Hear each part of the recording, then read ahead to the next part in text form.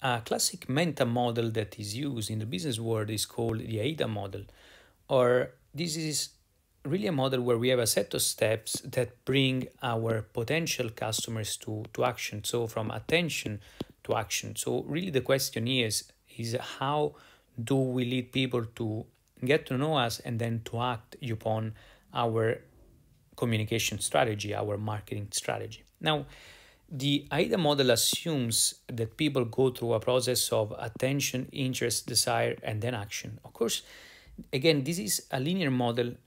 If you look at the funnel or the sales funnel, also that one is a linear model where we assume that people go through a linear mental process. In most cases, this actually doesn't happen.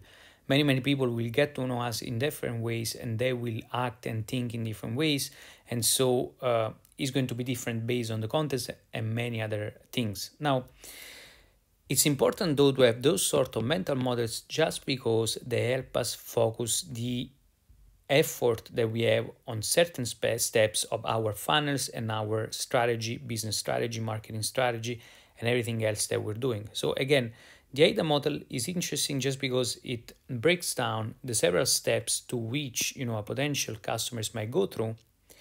And at the same time, there are other models and variations of the AIDA, like the CAB model that goes through defining three core phases and stages, which are the cognitive stage, the affective stage, and the behavior stage.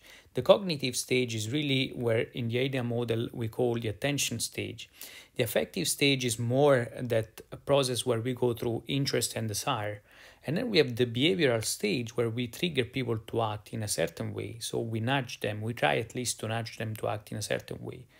Then there is a variation to the AIDA model, which is called AIDCAS model, where we also add within this AIDA a couple of pieces. One, before they act, actually, we want to insert a component of trust that is going to give them confidence to act in the first place. And after they act, of course, a component of satisfaction so that the funnel is going to get iterated over and over again. Again, those sort of mental models for business are useful as long as they help us focus on the key aspects of executing our strategy, not if they convince us that this is how people act in the real world or how everyone gets to know us. But otherwise, those are useful models.